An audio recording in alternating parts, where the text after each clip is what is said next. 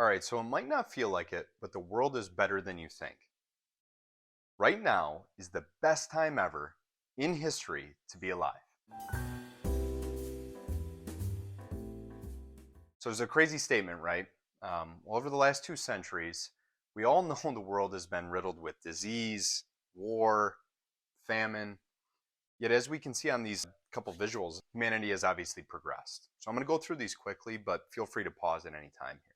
So each of these are reflected as if the world were comprised of only 100 people, to make it really simple.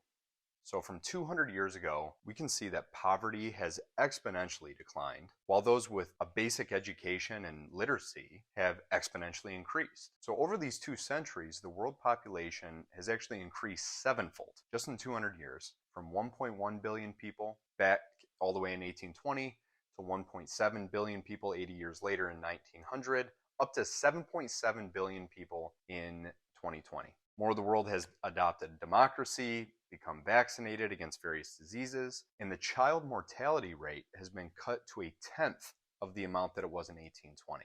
So in his book, The Rational Optimist, Matt Ridley says that it's better than I ever could. 2005 compared to 1955, the average human being on the planet Earth earned nearly 3 times as much money, even adjusted for inflation, ate 1/3 more calories of food, buried 1/3 as many of her children, and could expect to live 1/3 longer, all during a half century where the world population doubled.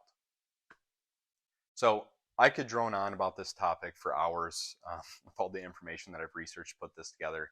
But this is still my basic question. With all of the good news, why doesn't it feel like we're making any progress? So I stumbled upon a couple different quotes, but I really like this one.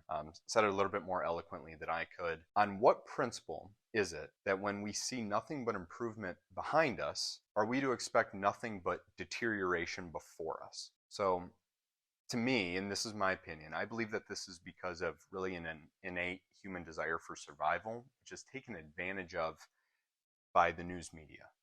Fight or flight kicks in when we see the particular, risk du jour flash across the screen. And we just need to remember that even a financial news program, say like CNBC, is not really in the business of providing, quote unquote, sound financial advice. At the end of the day, they're in the business of selling ad slots, and the more eyeballs that they get on the ads, the more money they can sell the ads for. So I challenge you not to forget about the exponential amount of innovation just in the last 20 years in robotics, in healthcare, in farming, transportation, and much more ahead of us. We're truly, in my opinion, living in a time of science fiction compared to even 50 years ago, let alone, 200 years ago. So at this point, you're probably like, okay, great for all the facts, Ben. I'm definitely excited about the future. What does this have to do with you being a financial advisor and my financial independence? Well, truly, I believe that the short answer is everything, has everything to do with that. So I probably sound like a broken record, but quite simply, the market only cares about one thing, and it's future expected earnings. There are an estimated 3 billion people in the world right now without even access to the internet. Those people will soon become a tidal wave of new consumers with access to high-speed internet, finally entering, maybe for the first time, truly a worldwide web and all that that has to offer. So I take all these historical trends and, the future expected growth in both demographics and technological innovation. And as Peter Mallouk stated, you have what I believe is one of the best times in history to be a long-term, globally diversified investor.